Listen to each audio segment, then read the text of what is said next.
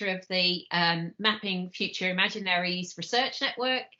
And today I'm here with Associate Professor Alys Longley, who is a wonderful friend and collaborator. And I'm delighted that you could come and talk today, Alys. And I'm really looking forward to hearing more about your work.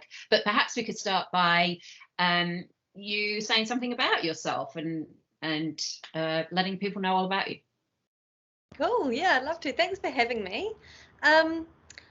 I am an artist academic, so I'm really an interdisciplinary practitioner. I came up through theatre studies, creative writing, modern literature, and film studies. So I did this kind of like really liberal arts thing, and I was always a drama kid and a writer. And then I just kind of was part of the art community, just making performance, but also creative writing and trying a whole heap of like theatre and dance. So I have my postgrad is in dance and my undergraduate was in theatre and creative writing.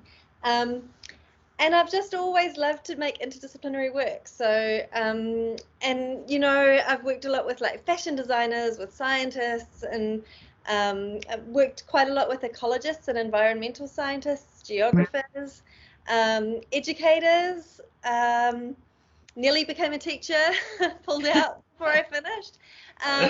So I've worked a lot in education, and I was one of my first jobs was as in a special needs learning unit. My mum is that was my mum's unit. She led a special needs unit. So I've always thought about like this space where art, education, writing, community kind of intersect. And my real passion is like, how can we imagine things together? And so, as a writer, it really made sense for me to go into doing a PhD where I worked with Elizabeth Dempster.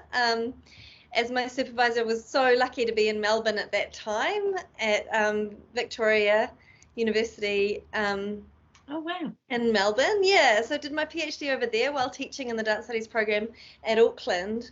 In the program here, I do a lot of work, like I created a program called Dance 101G, and it's like Introduction to Dance and Creative Processes, and it's for anyone in the university except the dancers.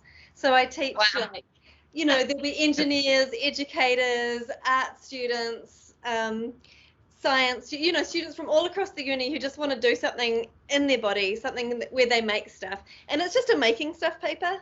So it's about like small scale experimentation and then showing to the community at the end, working in groups, making collaborations, and just trying to find your own creative process within a community.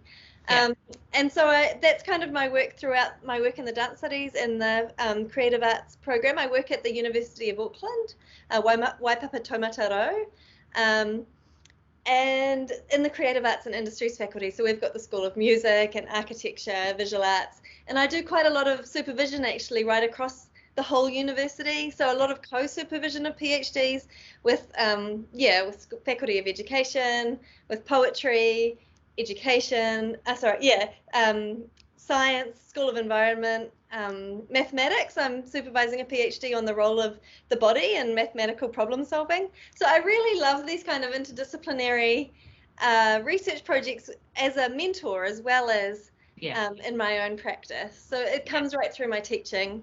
And then in the undergraduate dance program, I teach interdisciplinary practice wherever I can. And I'm teaching kind of broad creative practice right from that first year general education right through first, second, third year, fourth year master's, PhD. And then so the research part of my job is absolutely vital to the work that I do as an educator, and that's making and writing. And my making and writing is really deeply collaborative. I really thrive on international projects. I love to work in different languages and really think about different geopolitical situations. And again, like my work folds between like installation, performance, film and video work, and then writing. So with writing, I've done a lot of work in like experimental writing, using experimental poetry and fiction, kind of in the kind of radical autoethnography and ethnographic projects. So really seeing like what you can do with language and push language to really get the poetics of encounter to travel. So the field of performance writing is something that I work in quite a lot.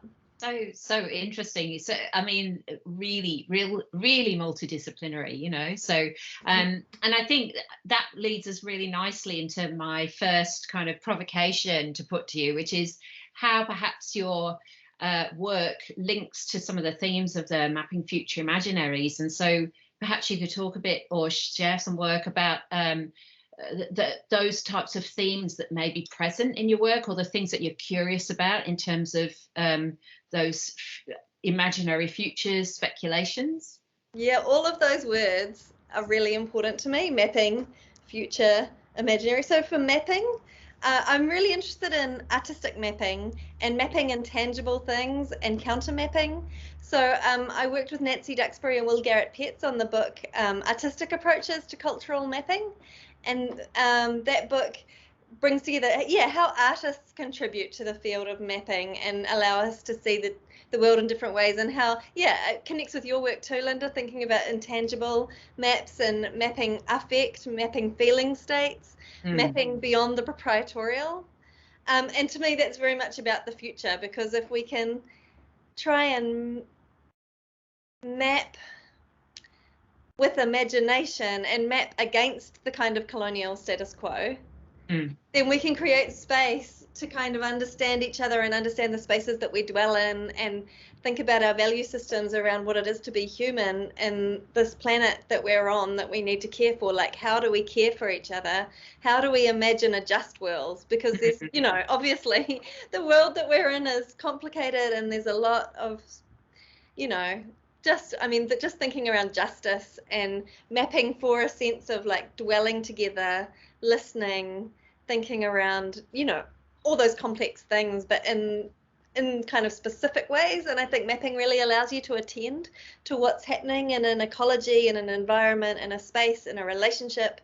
And it makes you think about how you're charting the world. Like, what are your tools? What are your resources for listening in to where you're at in a particular moment in time?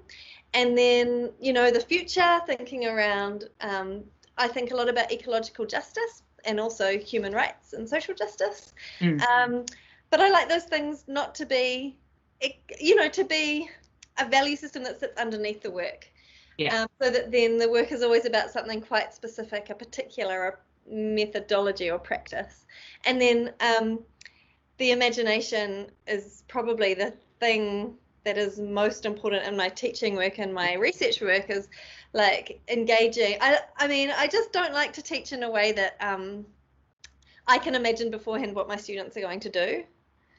And I want my students to be teaching me, which is kind of the idea of ako in Māori language, is that the learner and the teacher, those things are the same. The learner is the teacher is the learner. And so that requires, making space for imagination, to not know beforehand, to not to anticipate too much, to open space. And that can be like an awkward or a precarious thing to be in that. And I think learning to be in spaces where we're really learning with each other and going into a place of not knowing, in order to really just be in a like caring place of relationality, in order to try to improvise ways to create connection, in order to really think around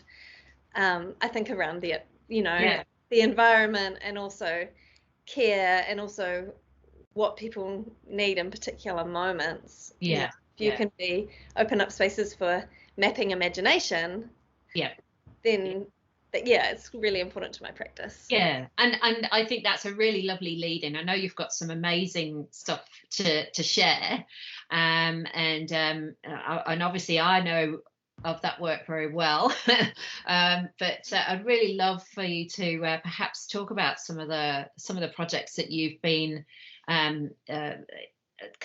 you've collaborated with others on, but also I know you've got some of your own practice that perhaps we could have a look at. That would be really great.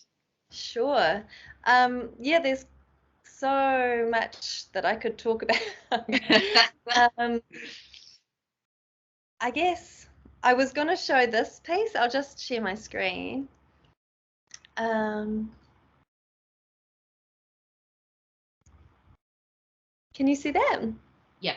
So this is a piece called Touching Outward, Art Making at the Seam, Where Care Meets Risk. And it's an experimental journal article. It's a video journal article in the Journal of Embodied Research with Gabby O'Connor, Karen Fisher, James Hutchinson. But what I like about it... You sit and write at the coastline. You are noticing how the beach is both ground and not ground, land and not land, especially now, in this time of rising seas. All sorts of things are getting washed in and washed up, falling ashore.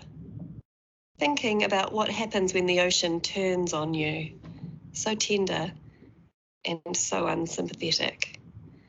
This body in which you are such a part, this body that could digest you in a moment, this body of unimaginable force and density, this body of liquid perception leaving a skin of salt. As authors of this article, we are all islanders. We have always lived on islands. Anyway, that's just a little... It's always nice to sort of start the conversation in Aotearoa, New Zealand, thinking around the ecology of this place. And so this is some work that just sort of reflects thinking with ecology, thinking with water, thinking around water, justice around water, and thinking around poetics and video as an academic form. So really playing with the academic format to try to make writing performative and active. So that's just a little example of how, one way that I've been developing that in my academic kind of work.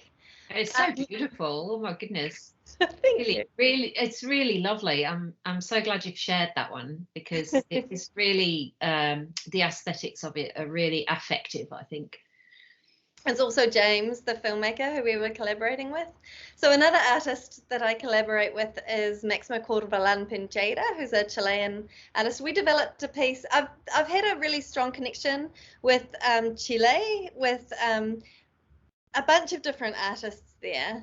And I've been really interested in working with Chile. It's been a fascinating collaboration, also with Macarena Campbell-Parra, and I'll show a little video actually of our work. So we've worked together every single year since we met and started working in 2017. So 2017, 18, 19, 20, 21, and we're nearly in 2022, and we have a show, apparently, if it all goes ahead, COVID, next year. So that's 6 years of making something every year. But we started... I'll just let this... Erarangi wainga tau tinana I taku hoki. Erarangi e wainga. So these are Máximo's artworks that we projected. La línea entre el tiempo de tu cuerpo y el tiempo de mi cuerpo. La línea entre estados nacionales. La línea entre la pureza y resistencia. La línea entre el migrante y el refugiado. La línea entre el primer mundo y el tercer mundo. La línea entre la hierba y la planta. La línea entre el norte global y el sur global. La línea entre bienvenida y rechazo. La línea entre propiedad y posesiones compartidas entre la marea y el mar. Pelando un océano de piel proveniente de los pulmones. The line between ownership y el sur and global. shared La possession. línea entre bienvenida y rechazo. La línea entre propiedad y posesiones compartidas entre la marea y el mar. So we made that work back in 2018, and you can see Max, this is our documentation, because we're all interested in experimental documentation and mapping. And there's this line that Max wrote when we developed this piece, was like, we're imagining a world animals, flowers, smells, colors, music, and all people. And so we sort of imagine this fictional world. And he writes to undo those knots that were written with violence.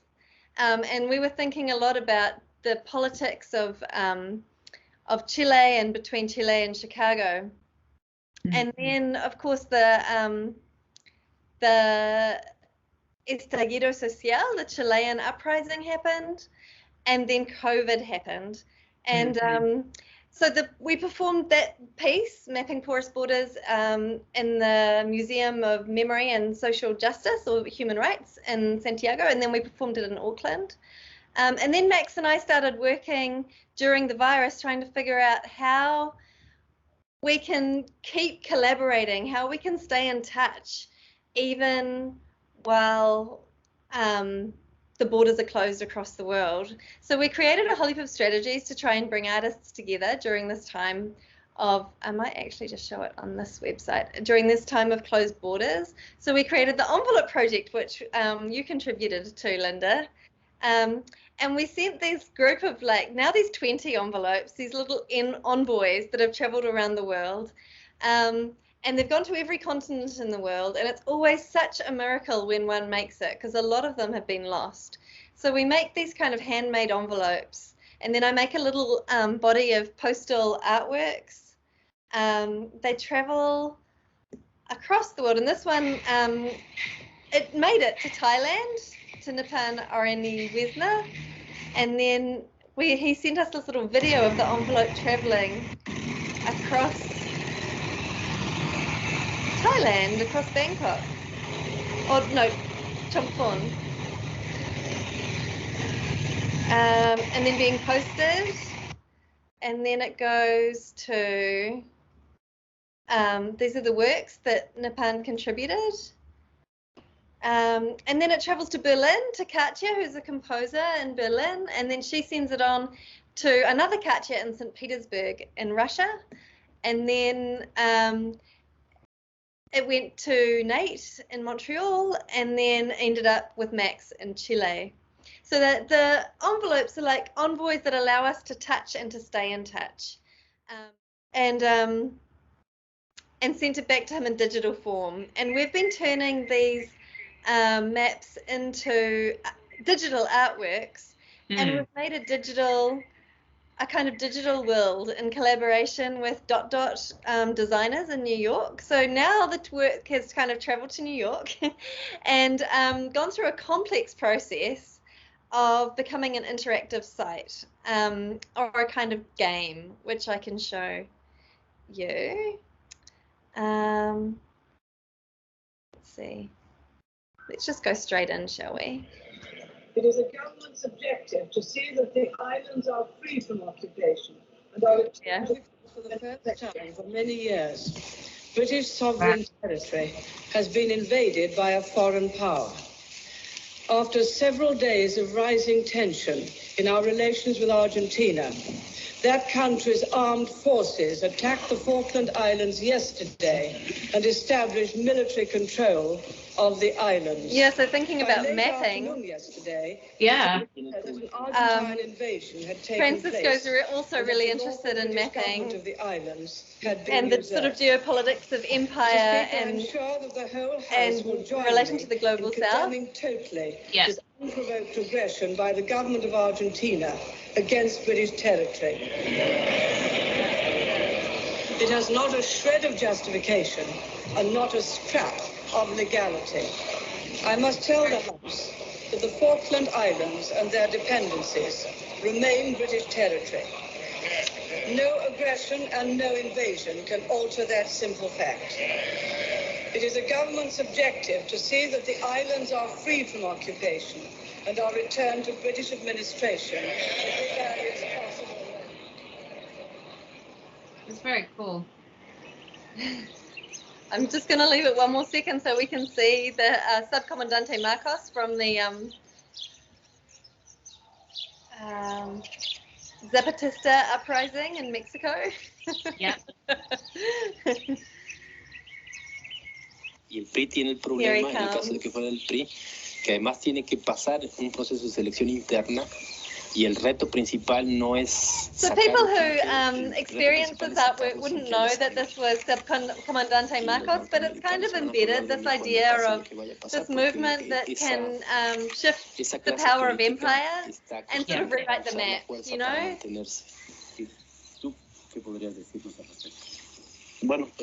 So you see the portal into the next room doesn't open until Marcos starts speaking. So there's this idea that with Thatcher, there's no exit point from the map, and then the exit opens up when we have Subcomandante Marcos. That's really cool. This work here is Jeffrey's watercolor. So my partner is a watercolorist, and he's made this really like multi-sensory watercolor piece. Right. I'll do one more and then we can finish it, because we've probably been talking for about long enough, have we? I think yes. I think we've probably then we are back in the time. But okay, let me just find there. Here I am. We're back. Fantastic. That's fantastic. Oh, hopefully you'll come back. I can't quite see you yet.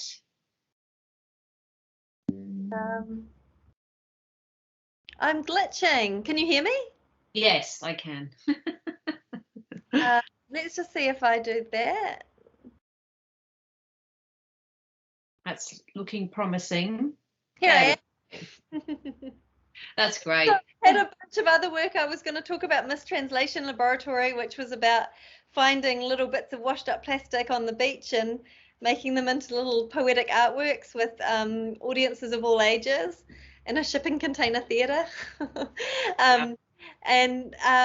Which is, so I've been really interested in like relational practices and how we can really attune to environments and each other, and how we can create connection. But it was nice just to show you that website, the digital site, because that's what I'm working on right now. And that's and as people watch through this, below the video screen will be some links to your work, Alys, so people can follow those links and have more of an explore. And I'm sure they'll want to do that. So because there's so much that you're doing, you know, and so much that you've done historically as well. So we'll definitely you know, prompt people to go and look at the links. But I think we've just had such a great taster, I think, of the ways in which your work really does do those works across those different kind of it's a kind of transversal practice.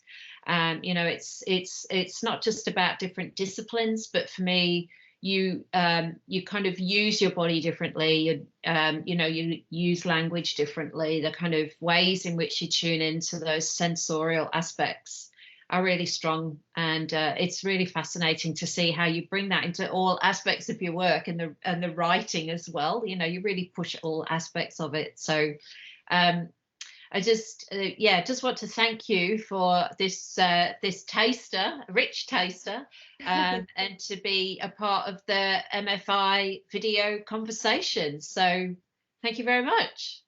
Thank you, Linda, and thanks for doing the conversations. I think it's a beautiful resource.